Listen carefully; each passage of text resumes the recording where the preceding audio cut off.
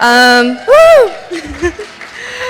And next week, they're going to be launching a series of Arts in Parks videos on their YouTube channel. So keep an eye out for that. Americans for the Arts will be sending them out as well. So it'll just be a great way to kind of see some of the work they've been doing and how they see the importance of the arts in the work that they do. So keep an eye out for that. And I'll keep talking just because the panelists are still sitting down. Okay. And hi, Constance. Actually, I'll just turn it over to Sarah, and you guys can get started. And thank you guys so much for being here. You've been a fantastic panel to work with this year, so go for it. Thank you, Patricia. Is this on? No?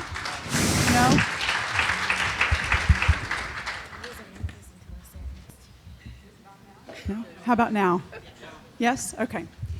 Great. So welcome to the Year in Review. Thank you for being here. And, there we go. And as you know, my name is Sarah Conley Odenkirk. I'm on the PAN Council, and I was asked to moderate the Year in Review presentation this year. So we're going to try to have a little more of a conversation around the selection process and some of the trends in public art. And I think this will add a really nice enriching component to the Year in Review presentations. Before we get started, I want to remind people, some people I think yesterday did not know that there is a newsletter out that the council put together with all the council members and the best practices that were recently approved and we'll be working on over the next, who knows how many more years we'll work on that. So please do pick up a newsletter and let us know if you have questions or concerns or anything that we can help with.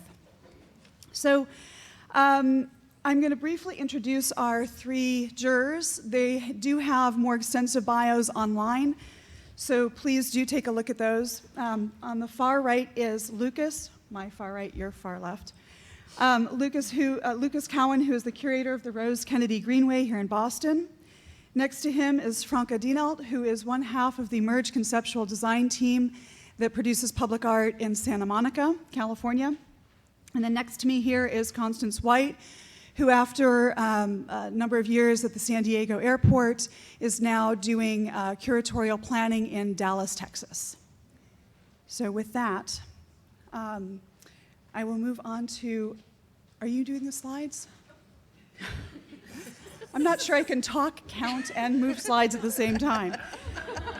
So there were a list of 5 criteria that the jurors were asked to consider in making their selection. And I do want to just say that there were over 200, how many total? 260. 257? Okay, there were a lot of applications. And really, congratulations to everybody who was able to complete a project, get it installed. There's merit to all the public art that we do, and so this is not to be seen as a process at all that is defining winners and losers.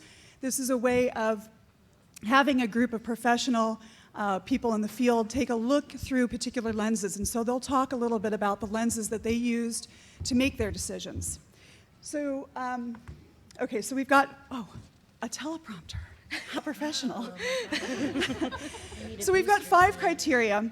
The first was creativity, and this really is creativity in project design and approach. The second is excellence in concept, skill, and implementation of a unique artistic vision. Third is the innovative use and sustainability or suitability of materials for intended duration of a project.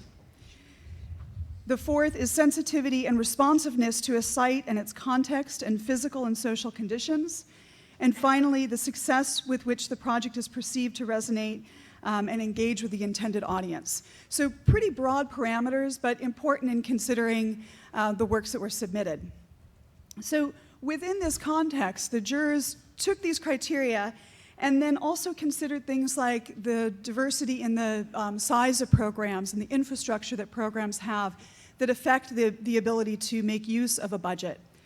And so given this huge responsibility and these sort of complicated criteria, they broke things down into their own categories. So the works will be presented in, I think we have 7 different categories here. So in addition to these criteria, and I will let the jurors explain these as we go through them, but the categories that they came up with were social justice / political art. We have these up here. Okay, environmental, performative, historical, memory, technology, community-based, and conventional. Well, so this is conventional materials used unconventionally or unconventional materials used within a project. So I would now like to turn the conversation over to the jurors, and I will start with the first question of getting back to this question of lens. So obviously each of you have your own curatorial perspective, and I know that during the process you made some of your own decisions and then came together to discuss those and make some hopefully more consensus-based decisions, though not on everything, right? Right. So could you talk a little bit about the lens that you used to look at the projects and how that aligned or did not align with the other jurors? Constance, why don't you start us off? Can you guys hear me? Because I have all of this bass in my voice, right? I sound like Minnie Mouse. Don't judge me. Don't laugh at me either. So for me, I've been a public art administrator for 20 years. I know, I'm 21. And I really thought about if I were the administrator for all of these projects, how would I approach these projects, like from a very pure perspective? And so I started to think about authenticity with the budget that you have, and then how are we starting conceptually with the framework for the project and the context of it? What is the level of impact that we want to make, and is the work really engaging for the project with the amount of money that we have to spend for that particular community? And so given the framework that we already had to start with, those were the specific curatorial parameters that I used when looking at each of the projects. Anybody else have anything they want to add? Sure. Everyone, Lucas Cowan. I've been an administrator for about 14 years, both in city, state, and nonprofit curation. So I really looked at it from all angles, from city agency to state percent for art programs, to county arts councils, to nonprofit and museum curation at the same time. So I really was fascinated by the breadth of projects that we actually were able to see, from multi-million-dollar projects to $1,500 projects, and how just the way in which each community approached it in a different way. And I think that we're going to get more into it later on, but just the way in which we see a movement and a shift happening within public art. And it's not, I don't think, so much about, there's beautiful projects out there, there's spectacular projects out there, there's multi-million-dollar projects out there, but some of the most beautiful projects are actually the $1,500 projects. So did you find that, considering the way in which the choices and the projects move the field forward in some way, was an important consideration? Extremely, and I think that a lot of the projects that we'll be looking at today were risky projects in a way.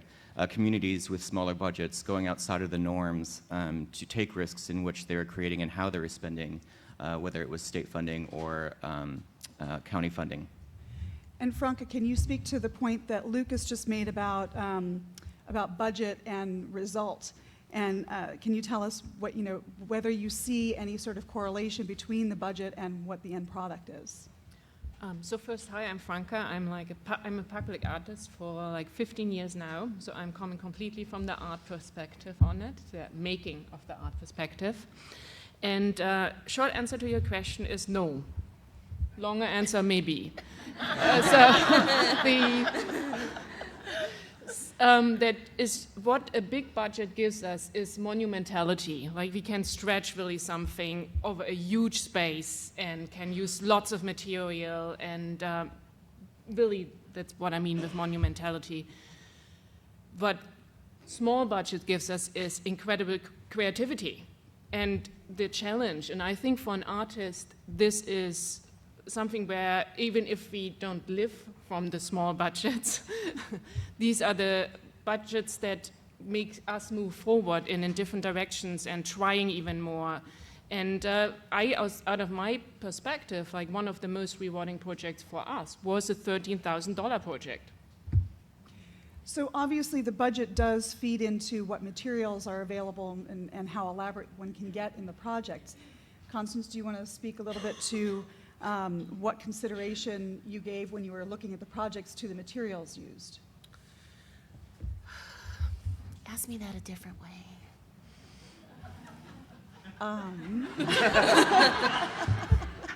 Did you look at the materials being used in the projects as one way of gauging your opinion about the work that was submitted? Oh, absolutely. Because there was one project that Lucas and I just really had a lot of conversation over it and admiring it, just thinking about steel and how long steel and bronze have been around, like forever and ever. And to reinvent or be unconventional or to use this really hard material, but in a very delicate way, almost like jewelry, but in a monumental way. So I'm a little, you guys are my friends, so I can share this with you. I'm a little bit of an art snob, but don't tell anyone else. And I think beauty and aesthetics are really, for a permanent project that we all have to live with and make this commitment of public money to, the project should have some aesthetic appeal. And I think it's okay to tell the artist, you know, that may not be that nice. And so start thinking about that. In the conceptual phase, we've had these conversations. And it's okay, like, group hug, it's gonna be okay. We're gonna get through this together, but it's better to go through this in the napkin sketch phase. And, you know, because once it's in the concrete, then it's like, oops. So we want to avoid that. And so looking at the materials and the permanence, the vantage points, you know, how is this going to relate to the site? Is the scale appropriate, right? So all of those things really contribute to, you know, is this a good project? Is it leading the field? And is it exemplary? Any other comments on material? No, I think you covered it quite well. Well then, Lucas, it seems that you felt most strongly about the first category. So Yeah. I'll have you get us started. Sure. So we'll get into it. We've kind of broken this down into, you'll be hearing from each of us, 12, 13, and 13 projects we'll each be presenting. And they're kind of based on kind of our high-level votes. Clearly there's crossover with quite a few of them. But one of the really striking elements that kind of came out of this is the first subject matter, which is social justice.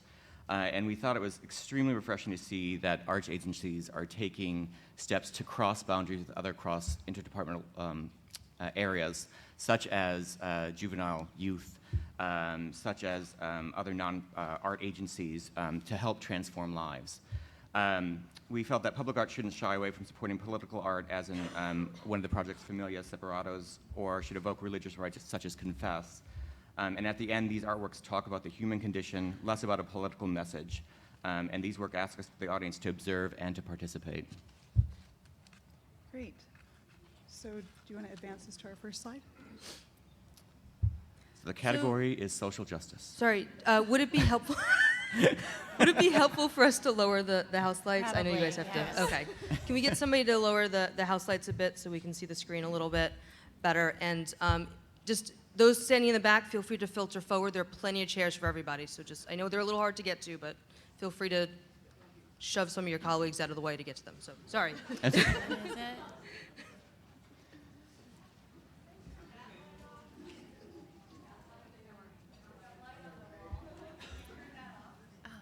The light on the wall? I can stand in front of it. But I'm not that Patricia, do you know where the Yeah.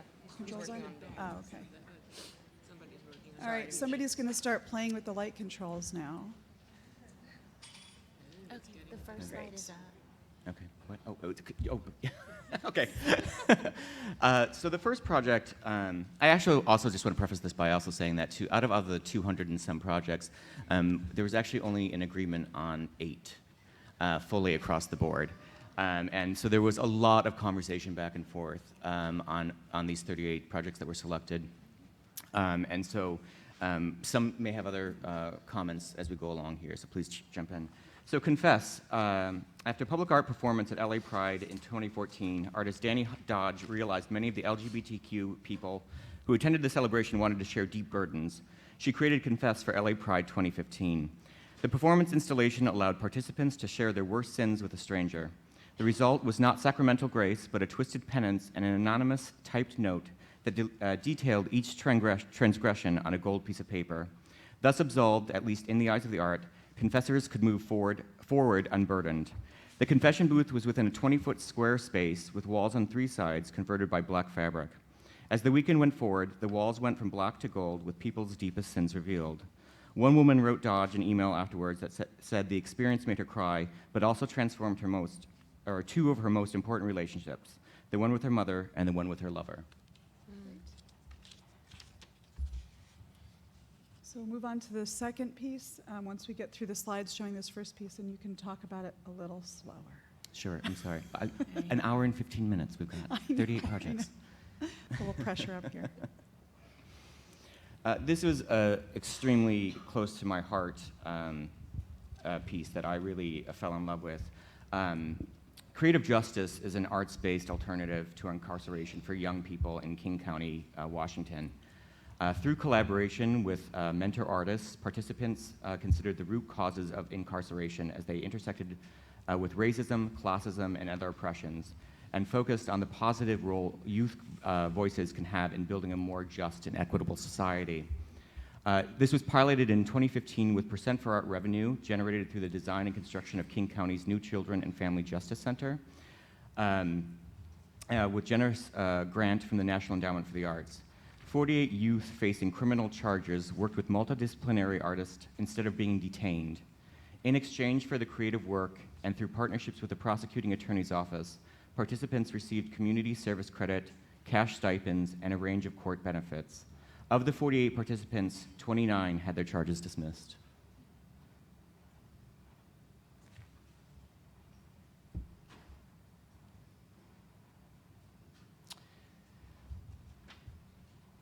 Yes. Michelle Angela Ortiz continued her commitment to addressing immigrant rights with Familias Separados. She created a series of vinyl and stenciled works derived from interviews with immigrants living in Philadelphia that had been directly affected by deportations. Stencils were made in collaboration with Junto's youth group and placed in key locations throughout the city, including City Hall and in front of Philadelphia's ICE office, where deportations are decided and processed. This project was included in an open source, a citywide exhibition of temporary site-specific installations, paired with a month-long series of exploratory public programs. The City of Philadelphia's Mural Arts program engaged 14 extraordinary artists and artist duos in creating a new series of public artworks that explore and illuminate Philadelphia's diverse urban identity. And finally, in the category of social justice, political, is Public Art Boot Camp. The Seattle Office of Arts and Culture is invested in training the next generation of public artists, including emerging artists and artists from historically underrepresented communities and communities of color. In the inaugural year of the Public Art Boot Camp, the office offered a free 2-day intensive basic training overview to artists who are ready to translate their studio or gallery experience into the public realm. Through a competitive process, 30 artists were selected to participate. They attended workshops that provided an overview with topics such as finding opportunities, selection process, contracts, working with design professionals, approvals, fabrication, installation, and more. Participants were included in an invitational opportunity to create temporary artworks for Art Interruptions, Central Area Neighborhoods, Greenway, and Seattle Center Sculpture Walk. Following Public Art Boot Camp, 14 of the 30 participating artists received their first public project commissions through the office and other organizations. And this one is extremely important because I think as we are moving forward with the field and the field is growing specifically, more and more people are interested in how this process works. And as administrators and as curators, having to walk artists through the process hand by hand to have this basic training is an invaluable process. So Franca, it looks like you took the lead on the environmental works with a little input from Constance as well. So we called this, the artworks represented in this category play all with the current condition of the site and its transformation in time. And what was striking about them, they not only observed nature and brought it down to something simple or so, but they also observed us in the relationship to it and how this relationship would go on and develop and what is our impact on it. And it also, they didn't try to dumb down nature or our observations or what our impact on it is. They just like really stated what is current and how we are in relation all doing this. So this particular, sorry guys, this particular project was really interesting because they activated the space over the process of a year. And Lucas did a really good job for us in that he wrote a script for all of us. And so we can get a little nervous sitting up here. So I'm just going to read what Lucas wrote, because we really want you to benefit from having all of this information that the artists or that the administrators so meticulously submitted to us. So All Rise is a collaborative art collective series curated by Megan Atelier and Elizabeth Spavento. Featured a year and a half of performance events and temporary art installations organized for and presented at an entire vacant city block at the location of Seattle City Light's future Denny substation in the Cascade neighborhood. So the curators were commissioned to engage and transform the entire 90,000 square feet, guys, of empty lot into an evolving art exhibition space for a whole year. And they engaged more than 50 artists to activate this space. And so it created this sense of curiosity, like what's next, and also a sense of destination. And I think that so often when our neighborhoods are changing and these spaces are changing, that this is a great way for people to keep coming back in anticipation of there's some revitalization that's gonna happen, you know? So I really, really like this project a lot.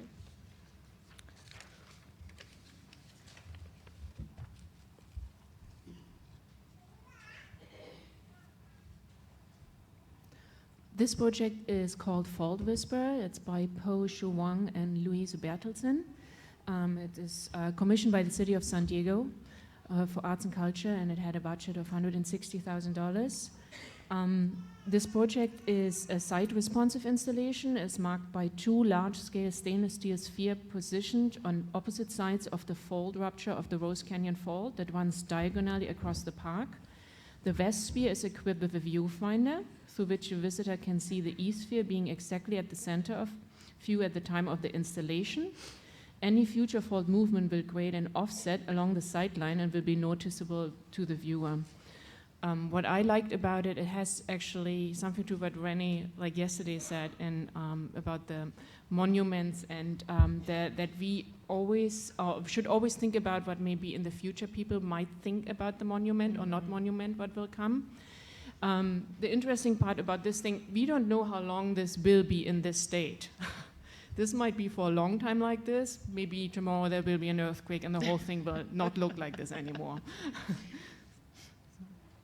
So, and the next project is River Monument, also called Glomus, by Stephen Batchett and Matt Lynch. They are also called Simpach.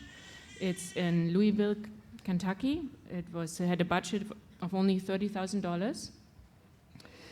This was developed to embody the Ohio River and the constant element of driftwood, the natural water-worn debris and unique biomorphic character of each piece of collected driftwood became the artist's medium for a monument to Louisville's mighty Ohio River.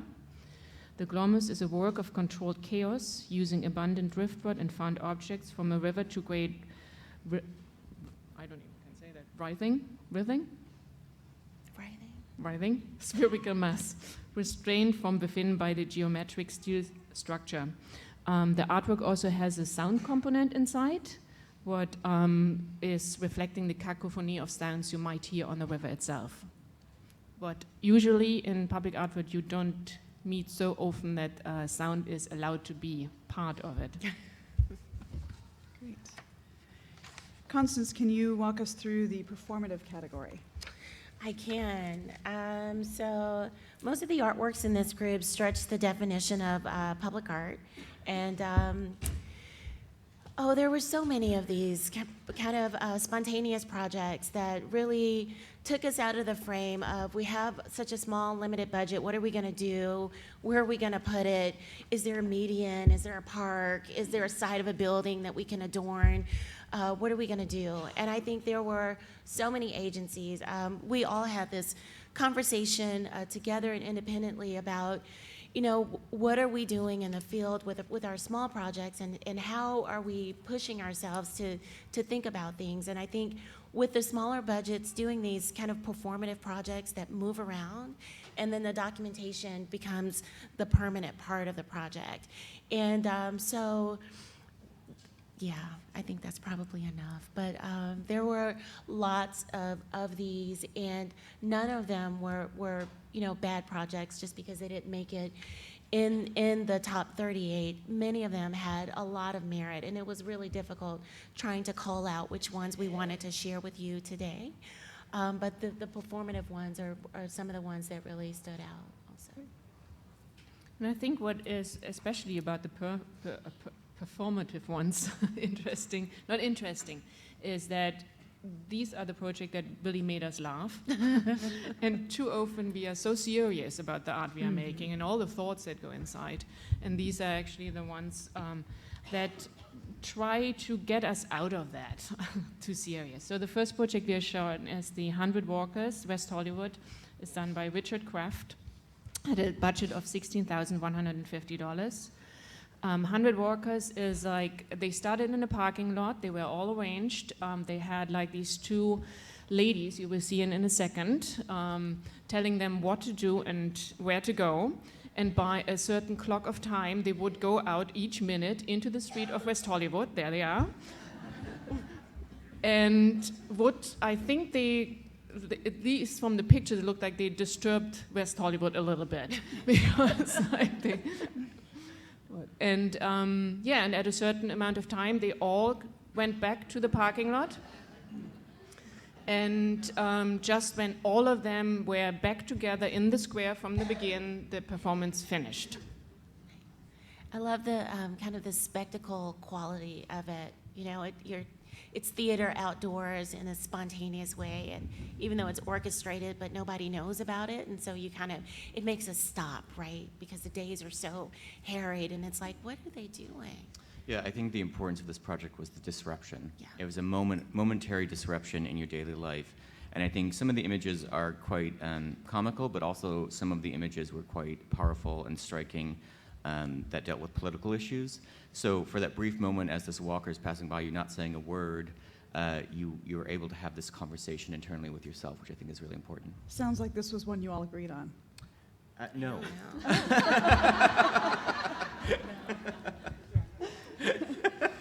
All right. But we did in the end. Right.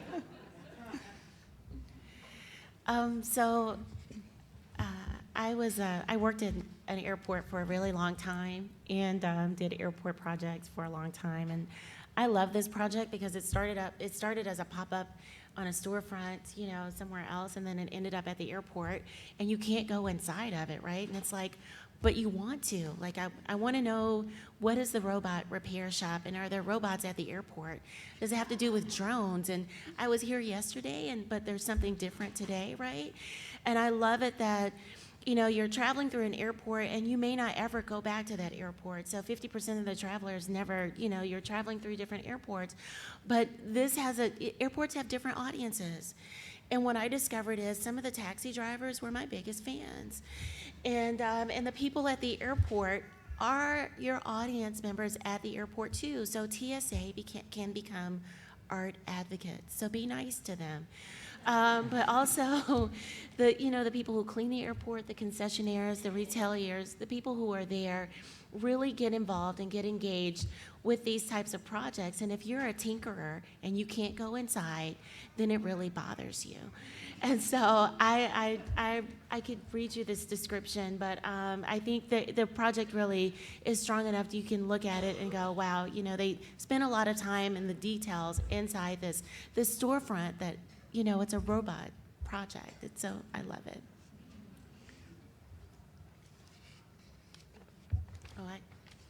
Oh, the next one is mine too. Okay. Oh, this project I love too. I loved all of them. I think the process of this project, it's unfortunate you can't see the video, but it's really a little video. This guy is chasing his hat, right? And the artist painstakingly, this is claymation, right? Who does that still? But it's this little, he's just chasing his hat through the subway station, and I really loved it. And for a very small budget, he took the time to put this little video together, and I just think it's fascinating. So it's the Blowing Bowler is a stop-motion animation depicting a brief history of the New York City subway car designs as a man pursues his bowler hat in a historic subway station. So he chases his hat down a tunnel. A progression of subway cars roll by, representing a subway car design evolution. And this Red Nose Studio created models from wood, clay, fabric, wire, cardboard, and found objects, and then painstakingly filmed each motion as a frame for the animation. In addition to the Blowing Bowler, 3 shorter film loops feature comical cat and mouse antics, referencing the round-the-clock operations of the New York City transit system and a ridership that is always on the move.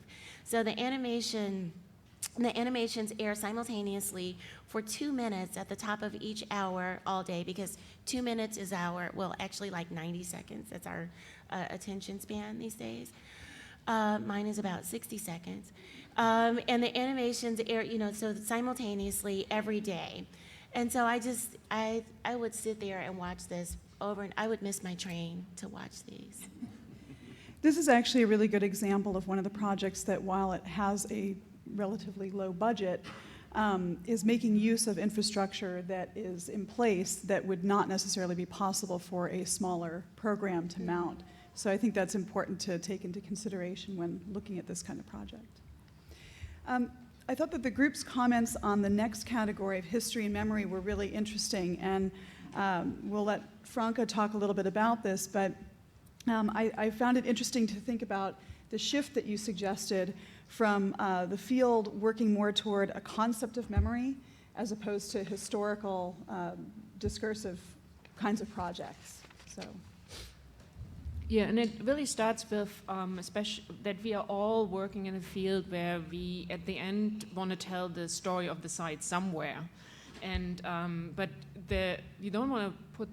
We want see the story, find the story, make it really important for the site, but don't want to be too didactic in telling the history of the site. And I think this is where our conversation started for me, changing the name away from the history and making it about the memory of the site. And the memory, because also in memory, we all react differently to it. I mean, who not hears a song somewhere or smells something and has suddenly a memory in their head, and it's not so much anymore about like that literal figure or depiction of that moment. It is about like transcending into what you understand or feel or should get in the moment when something like that happened for the history of that site, really, and that you should be in this realm of it to really understand it, what is going on.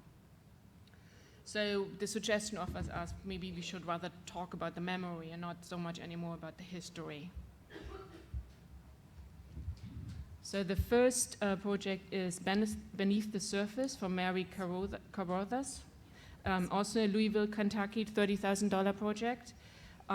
What is striking about this is that she transformed the definition of what is home to an everyday object. These are doorknobs, which she found, and these doorknobs got recreated and then arranged in this assembly, and it's about like all the it's a tribute to the Irish immigrants working along the Ohio River in the mid-1800s. So she really looked for these things, and it's like a very small little detail about their houses that then became that mass of people and things that were once there.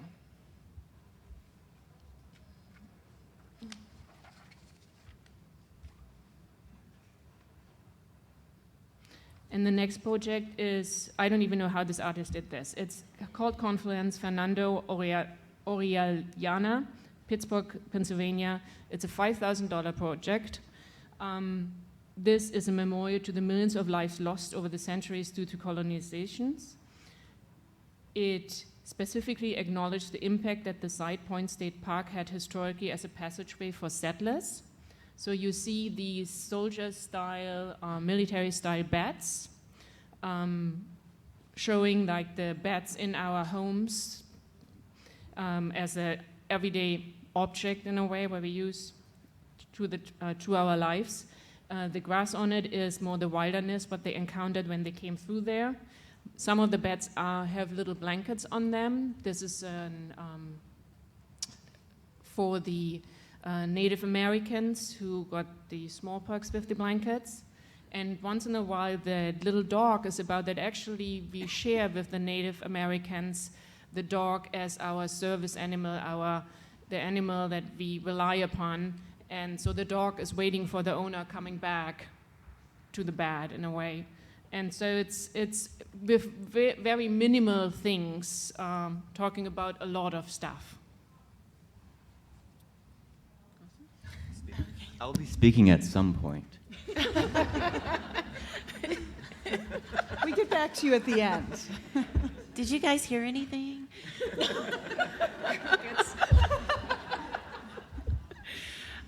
So Ghost Barn, this was one of my passionate pleas. We were able to no, I really want this one. And I just think because our landscapes are changing so much, and this project really whispers in a big way in a part of the country where you would not expect to see this type of a daring, ephemeral, temporary installation in Wisconsin that's next to a defunct farmstead. And it just kind of makes a statement. Again, it's the documentation of it that becomes the permanent artwork. And the artist actually filmed the context around the piece. So at night, there's a video of this one too. At night, the context of the site, the landscape, is projected onto the piece. So you see these kind of flickers and shimmers of the fabric, but it's really immersed with the projection on it. And I think it really creates this contemplative moment of why is it there? And then you think about it, something used to be there. Something useful used to be there, and now, we have the memory of it, and this is what it is, and eventually this will be gone also.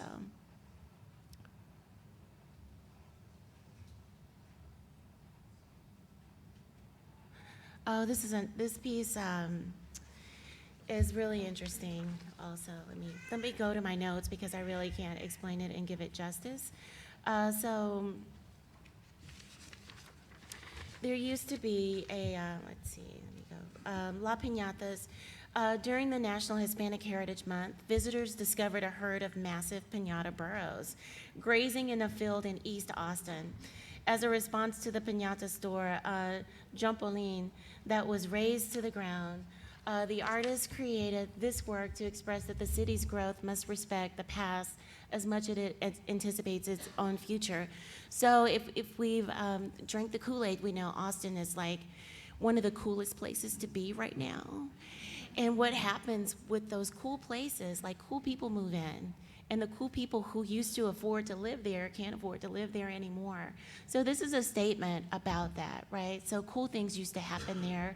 There was a tradition, people lived there and their store was there, and now their store is gone.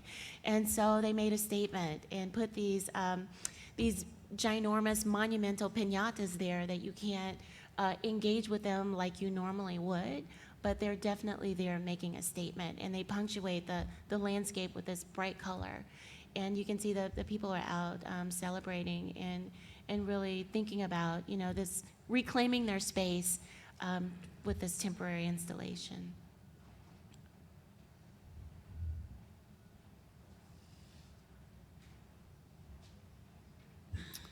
So, Memory, Fairmount Park by Bart Shaw in Fort Worth, Texas, visually references the historic neighborhood's fabric.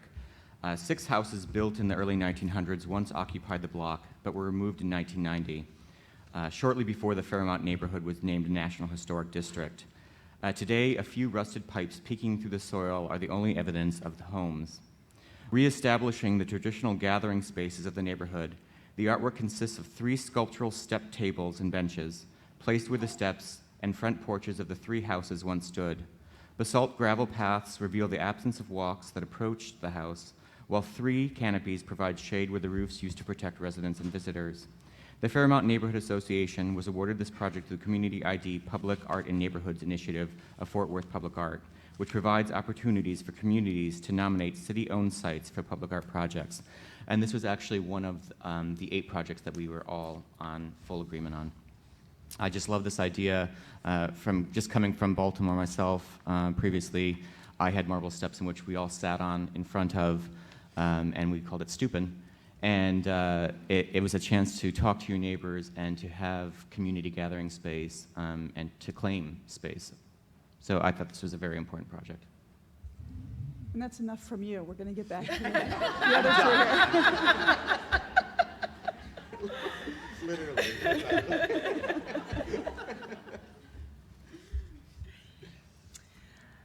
So this piece is called Spiral of Gratitude, and it's a memorial to fallen police officers.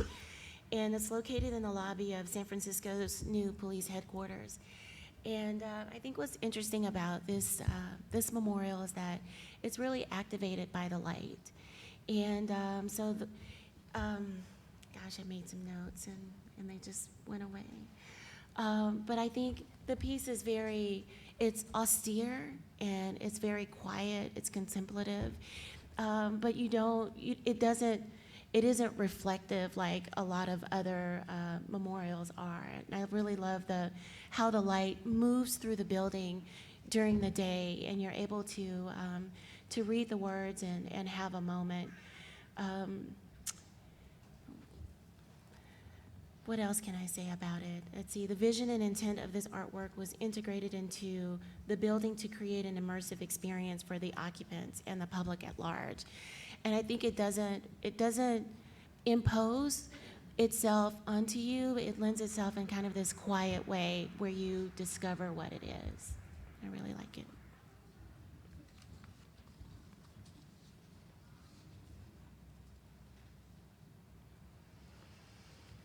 So another memory project, and this one I think is really interesting also.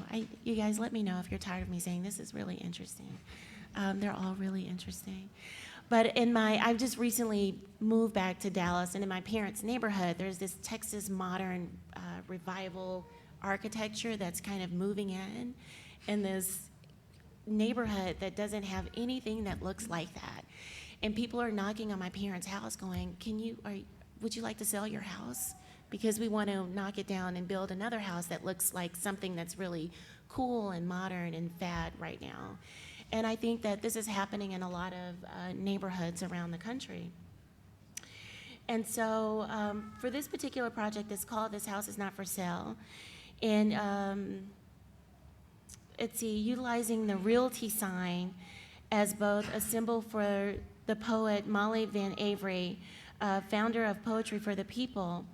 The realty sign is both the symbol for the theme of the project and as a structure for displaying the art. And the poets created the site-specific works in front of the yards throughout Minneapolis. And they bring together the homeowners in the neighborhood that have previously purchased new homes, but then also the homeowners that are there, just to make this statement. And it really brought together the community through this project.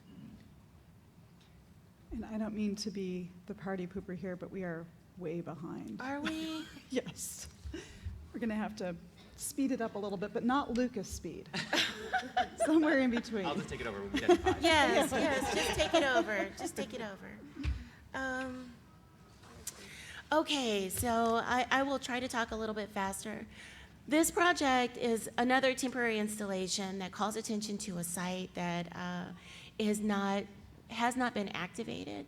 And to me, it seemed like a painting in a way. Just it has different vantage points, and you're able to kind of look at it and see these shimmers of color using these unconventional materials. And sometimes the work actually disappears in the landscape. But then because the surfaces of these drums are really prismatic, it just kind of punctuates and calls attention to itself. Excellent. Okay. Now Patricia's holding us up. This is Wandering Sheep by curatorial, Boston, Massachusetts, $25,000. This is a herd of 10 sheep walking through the, I guess it's the Greenbelt actually, isn't it? Greenway. Or Green Bay. What I like about it, A, is the use of the paper mache as a material in the temporary installation. And B, this is actually something about his story of being an undocumented immigrant and staying in the herd. So the sheep are kind of staying together and not staying together and appear on very unusually places throughout the location. And it also plays with the kind of surprise that these sheep are suddenly there and trying to having this kind of like open situation with these other kind of sculpture in a way, what is more showing something about how even in a big city where everything is so loose and everybody is by itself, the herd is important. Great. So now we're on to our technology category. Constance, I know your voice is probably getting a little tired, but you're going to have a break soon. Okay. If you could just take us through the tech category. Oh, gosh. Can I can say it. Please. So I'm actually really glad that it seems that technology came out of the baby shoes and is now a little bit more mature, and that we have artwork that really interacts with the audience, and that we have robust technology. I mean, it's still, I think, something that you sometimes as an artist need to fight for, because it is not maintenance free. But all of the artworks we choose here is something where it can show us something about like how much technology-driven art actually can be an added value in the field, because it just can do other things what normal art cannot do. Okay, so this project here, I think it uses a lot of technology with light, with water. It's engaging, it's interactive, and it's very needed in Texas, especially this time of year. It's outside of a ballpark, outside of a stadium. And I think that without the technology, it provokes some curiosity also. It can be a little conventional and almost look a little bit out of place with these pipes just kind of emerging out of the ground. But I think once you approach it and you look, it really invites people to use it. And so I think it works with the technology or without the technology. Oh, okay. So our next project, Hello Lamppost, was actually another fully agreeable project, one of our 8. Hello Lamppost, Austin, was a playful SMS platform which invited people to strike up conversations with the familiar street furniture using the text message functions of their mobile phones. The project utilized existing infrastructure, making its core to the experience of encouraging people to leave located messages and stories for each other. The users texted the object's unique pre-existing codes to an advertised number, which awakened the object, prompting it to ask the person a series of questions that become more personal with every response. I thought this was lovely because we pass by utilitarian structures every single day and we just don't consider them. And so this is a really interesting project to actually have a conversation with that fire hydrant that we pass by every day or sat on waiting for a bus. So it's an extremely useful way of using social-based engagement in art form. The next project is Murmur by Future Cities Lab. It's at the Yerba Buena Center for the Arts in San Francisco. It had a budget of $300,000. This actually is also online. It has a component where, in a way, there is an ear on the internet activity of San Francisco, and it shows, you either can participate in it, but it generally shows what the city is thinking about. And based on that input from what is really in the talks in the city at this point, it gets transferred to the outside and reflects or is animated over the night in that way as you can see it. I thought it is the San Francisco project, sorry, it's more like the whispering or the tones in the city, what you hear constantly, the constant noise. It had something of that it's only like the constant noise of the internet transformed in an art piece. The next project is Sensing You by Dan Carson for San Jose. It had a budget for $432,000. This is partially made out of LED lamps, and the other circles are painting. It's an underpass, one of these underused areas in the city as well. And this whole project also can be animated by your use of an iPhone. There's actually a game part in it if you want to, what can be really fascinating. I think she played it, the game. I did.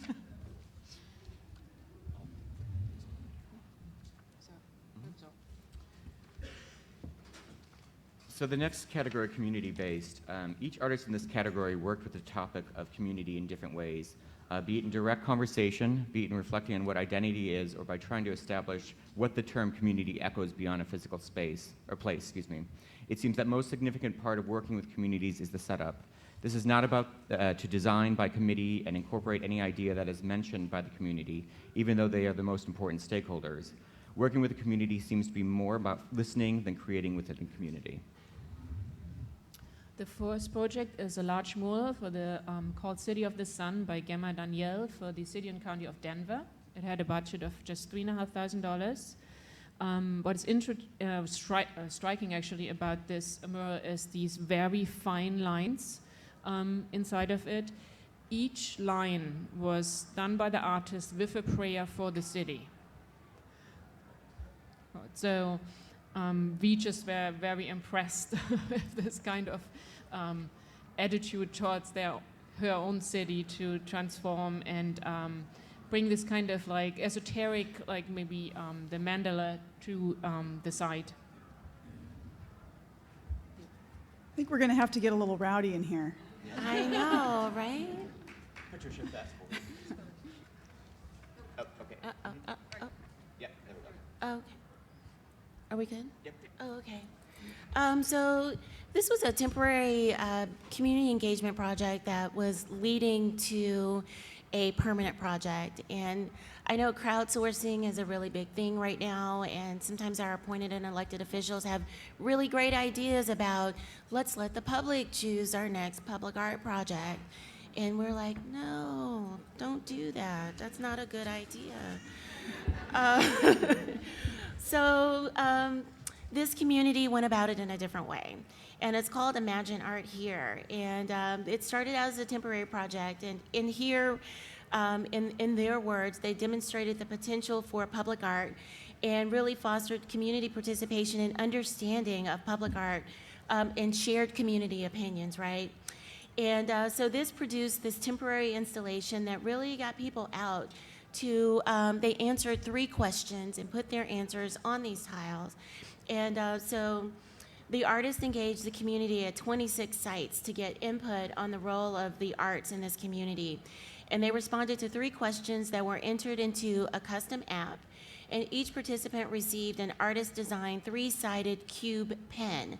770 community responses were downloaded from the app and analyzed, and the artists used the data to design the ground murals for the West, Tyson's West, and Greensboro Green Park, and shuttle buses, okay? So each person's perspective was represented in the murals, and the app, the web app was the virtual trolley, continued to collect feedback online. And the results from these 770 responses went into the public art master plan. And I think that type of approach on a planning, like on a very high level, when you are the administrator, you can take that information and then work with the public's infusion from there. And so, you know, we thought that was a really interesting way to do that. The next project is Lost and Found Factory by Michelle Illuminato. It's in Pittsburgh and just had a budget of $5,000. It's a temporary project. This is one of the projects we all agreed upon also. It has parts of the memory question in it, and also fun. So you would go there and you would tell them about a memory of something you know you definitely lost, and they would make that memory in clay for you again and give it back to you. And we thought that's really, really great and lovely way of like working with your memories, and you see the hands-on work of this, what the people were doing. And clever, very clever.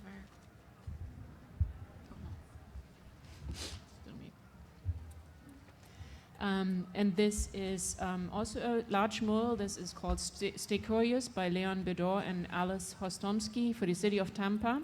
This is a landmark mural. It is for the art district in Tampa, and it's also like was for the community who wanted to have something what really showed them at what they are, and also I think a little reminder for themselves to be creative, but at the same time always, I think, should be a reminder for all of us to stay curious, to just not like become the utilitarian garage what it was before.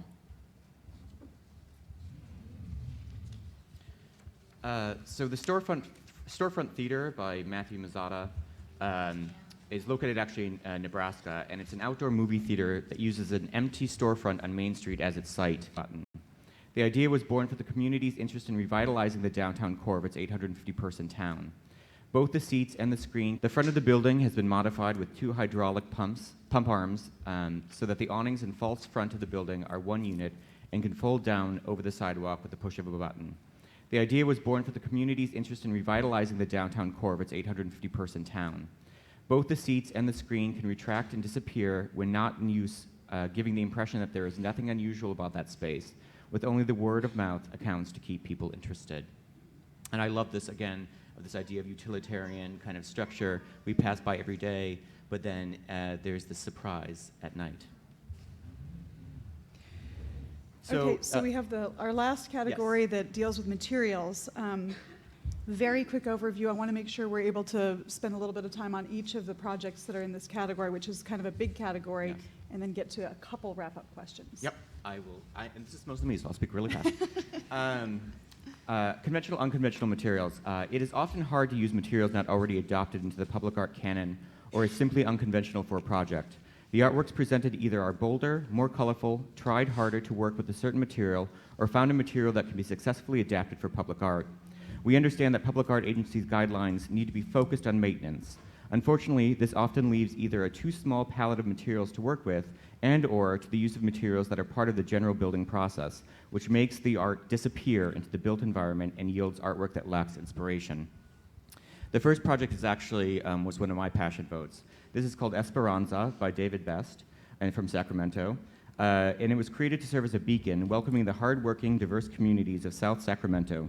Though reminiscent of a temple, the art is not intended to reference a particular culture or religion, but invites individual interpretation.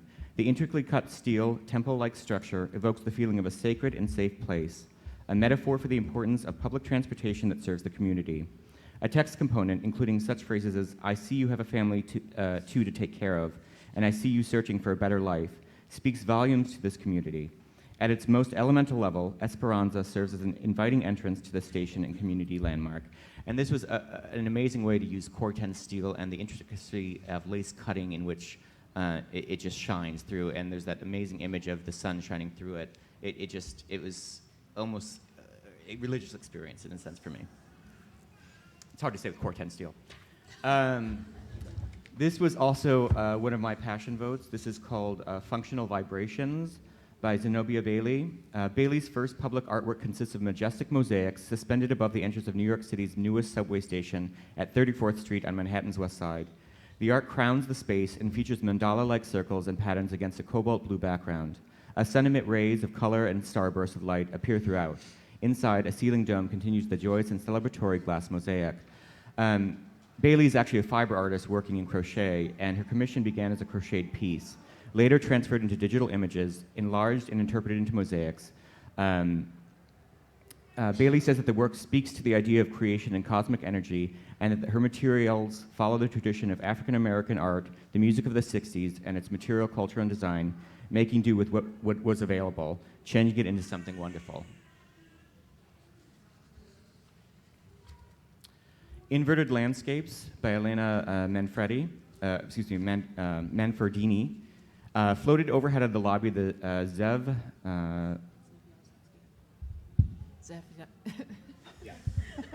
Family Support Center in the fantastic imagery of inverted landscapes, a sculpture by this artist, transitioning between easily identified flora and fauna, such as butterflies and ladybugs, to bursts of pixelated color. The artwork is meant to shift one's point of view. It appears to be a single sculpture, yet is actually a combination of digitally printed imagery, three-dimensional perforated powder-coated metal panels, and stainless steel reflective discs.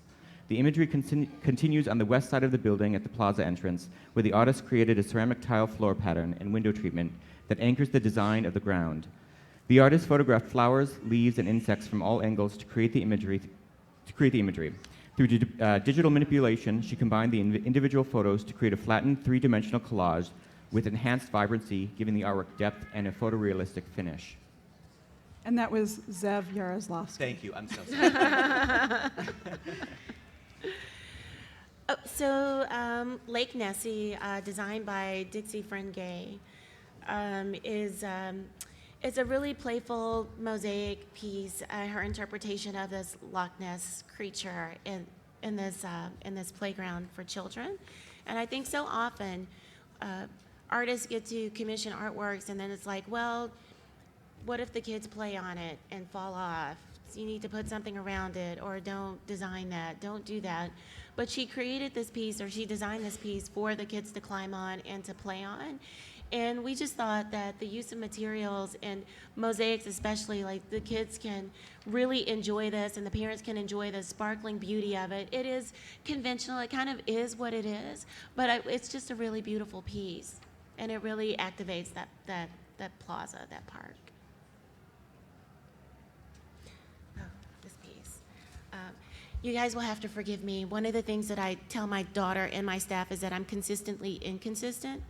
And so sometimes I read all of the descriptions and sometimes I don't. But I feel like sometimes, we sit in all of these presentations and, some things are kind of a given and then some things require a little bit more explanation. But you have 1 minute. So there's this thing and I love it. You have a little more time than that. Okay. Nautical Swing provides a place where up to a dozen people can sit and relax and converse. And it just kind of is this metal piece that sits on this overlook, right? It's very industrial, but it punctuates the space.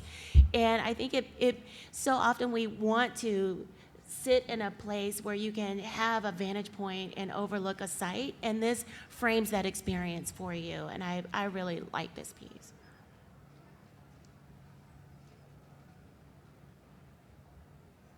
Passing Storms by Catherine Widgery. Inspired by the natural environment, Passing Storms portrays the changing weather as a metaphor for unpredictable and shifting states of mind. When the viewer looks out over Prairie Quad, rain appears as a storm of silver animating the space. Lines of stainless steel discs and rings catch the light and move gently with the wind. These lines streaming down are a meditative act of serenity or on calm days, and an expression of turmoil when there is more wind reflecting our interior as well as our exterior realities. Cloud is like the tangle of a brain, even as the overall form is that of a cloud. Layers and depths emerge bit by bit as the sun catches the sculpture in stages, suggesting unfathomable and complex thoughts and emotion. Yet as it plays across the art in its ever-changing dance, light embodies repetitive and moments of grace. Polly Polly, this is one of my absolute favorites. It's so funny. A grid of inflatable vinyl macaws installed overhead between the historic Carlton and Hibbard buildings in downtown Colorado Springs.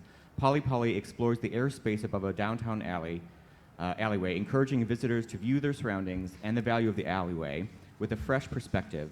A toy inventor turned artist, Sean O'Mealy, has also incorporated elements of city founder General Palmer's precise right-angled grid city layout in his vertical curtain. Colorado Springs is unique in that there is no percent for art ordinance, and so art in public places is typically privately funded, smaller scale, standalone sculptural works. Polly Polly not only pushes the boundaries of what is typically considered for temporary civic sculptural programs, but also helps move forward the discussion of our community on the role of public art. As a large-scale artwork integrated with downtown existing architecture, Polly Polly was photographed and discussed widely in press and social media. Oh, it's me again. Sotol Duet really made me fall back in love again with traditional stone sculpting. Solo Duet welcomes visitors at the trailhead to Panther Spring Parks. Inspired by the environment within the park and the abundance of natural pink limestone beneath, the artwork is made of red and gray granite, referencing the native Sotol plants. The red granite sculpture sits 7 feet high and emulates the plants above the ground. The shorter gray sculpture is inspired by the earthy root of the Sotol plant below the ground. Presented as a pair, each sculpture complements the other, while the red granite sculpture is more structured in form and pattern. The gray granite takes on an organic and hand-molded feel with gentle folds, pushed and pulled by the artist. The artist's intention of the sculpture is to provide a place for reflection, consideration, and inspiration. These form-driven stone sculptures are smooth and tactile, inviting visitors to touch and explore. This project is Uplifted Ground by Michael Singer for Austin, Texas. I think it was the one with the highest budget. Mm-hmm. Yeah, $1.8 million. And this is what I meant on the begin, that it gives you really a huge canvas, and with especially those materials. But what is striking about this, so this is like with the earth tones and the materials, like they are trying to show the geological formations underneath. It's like really the opposite of the airport in a way. It's grounding everything there, and it's great that it goes to everything. It's like in every area from the airport or so. So it's something what holds also things together, and this is what a budget allows you. Great. So, There's one more. oh, there's one more. The last one. Yeah. All right. So this is Voyage by Val Britton for the San Francisco Arts Commission. It's an indoor piece and is also in an airport, and it also reflects like on a completely different way, like air patterns and plays with the nature and in the surrounding, and is in a way a completely two-dimensional work, very traditionally, but it was striking in how it was made and how the glass fabrication was done. Great. Okay, so I was going to say we had 10 or 15 minutes left, but we have about 6 minutes left. We have more than that? Oh, we're going to go until 2 o'clock. We're going to start all over. Okay, great. So these were all very interesting works, and it was great to have you go through the descriptions. Lucas, we'll start with you, but I'd like to hear from everybody on the jury. If you could tell us, were you able to discern any trends, both with the works that you recognize as well as the other works that were not recognized in this presentation? Sure. I think with a lot of the works that we looked at, we saw a lot of organizations and agencies really taking a really small budget and making it extremely impactful. Less is more, almost, essentially. And that was a big thing. These smaller budget projects actually created a lot more engagement than around, I think, some of the larger budgeted projects. I think that there are some trends in which we can talk about as well, too, that we've had much discussion about in regards to agencies that are creating around very democratic imagery, and we saw almost 30 projects using the same imagery to create this conversation of safety almost in an environment, and using a safe, whether it was stainless steel or another material or stone, that really, you know, I don't know how to say this democratically. Constance, you said it better than I did. But basically, the idea is that the agency has this idea of what a community wants or things they want, but it's almost simplified too much. Mm-hmm. And I think we need to give the public more credit for projects that we're putting out there, as opposed to simplifying something because it needs to be, because we have the funding, because we have to do a project. What is really going to be impactful? You know, we go to these democratic imageries of nature a lot, and I think sometimes we need to push the boundaries more in art making. Any other comments? I mean, it isn't a new phenomena, right? You see a project somewhere in your whatever stage of your program, and it's like, or your appointed elected official or whoever is funding your program, they see a project somewhere else, and it's like, I can bring that here, and it would be great. And I don't know how we impact everyone, because we're all here to change the world today, right? But somehow, there's a shift that's happening anyway. I mean, technology, and we come to these convenings, and this shift is slowly happening, but there seems to be a sector anyway that will not, we want to take more risk, right? And the risk isn't always what someone else did, but how can we push to be a little bit more authentic about the work that we're creating, the work that we're commissioning, and engaging our funders and our audiences with the work that's being facilitated. So is that a comment on trends that you'd like to see? It is a comment on leadership? a shift. Maybe it is leadership in a way, but we're all leaders. You know, my daughter leads me. And I think that, it's, you know, it's an age-old phenomenon. How do you push for the most authentic projects? And if you're collegial, you know, how do you encourage other administrators to take the risk and be a bigger advocate for the artists being more authentic with their ideas and with the concepts that they are generating, so that it isn't the same kind of emblematic project that regenerates itself in another way that's referential but evolves a little bit more. Did that Franca, make any sense? thoughts on trends or leadership in the field? Yeah, I just wanted to add something to it in a way that I think all of the projects we chose, they have something where they did like rose to the challenges or moved something or tried a little bit harder. I think what is important is really that we constantly need to remind us that we are one of the few people who really work in the public space. And that is a huge responsibility because it brings us together. It's the only space that is left for all of us. And in that, we not always need to please everyone. We don't need to like always bend over backwards and make everybody happy with what we are doing. We are at the same time artists who observe the society. We can make comments on that. Because at the end of the day, the politics is not that what will survive. What will survive is us. Mm-hmm. And that will, future generations will look at what we did, actually. And I think that with that responsibility, we need to really, like, be careful and be, at the same time, really strong. That was great. I think we should end on that note. That was fantastic. Do we want to take any questions? I'm happy to take some questions. Anybody have any comments or questions they'd like to make? I think everyone's done. Oh. Thank you all, and thank you for all the submissions. I have a question.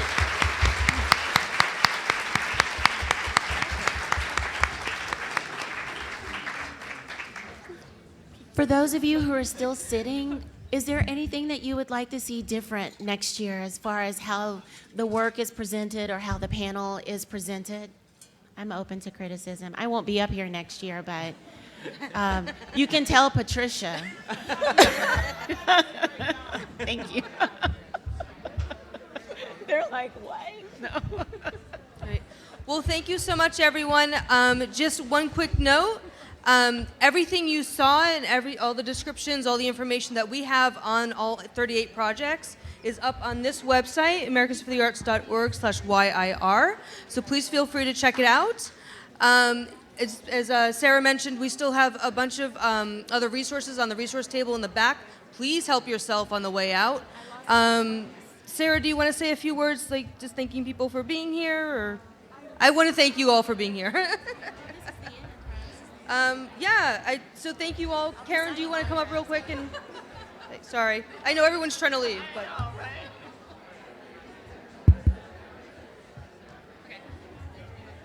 All right, everybody, I know you're on the way out, but just on behalf of Boston, thank you for being here this weekend, or being here this week, coming into this weekend. And I'd want to ask you all to keep in touch on Twitter. We're at Public Art Boston.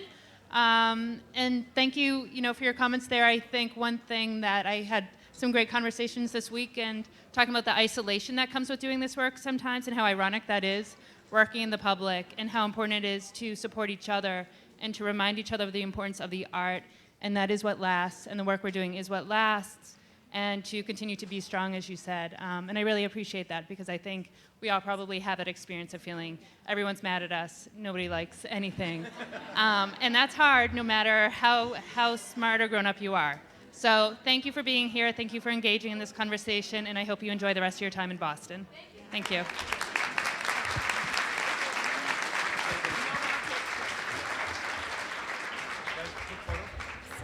And I'm just going to invite real quickly Susan Pontius from San Francisco, where we're going to be next year, and I hope to see all of you there. So thank you.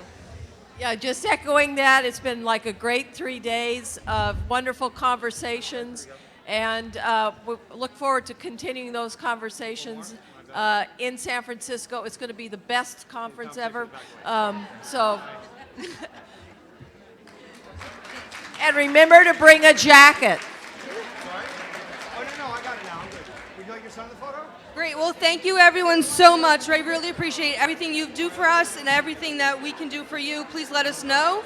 Thank you all again, and thank you again to the Public Art Network Council, the Public Art Pre-Conference Committee, Karen, and the Boston Arts Commission. Thank you all, and have a lovely and safe trip home, and I hope to see the rest of you this weekend throughout the rest of the convention. Bye.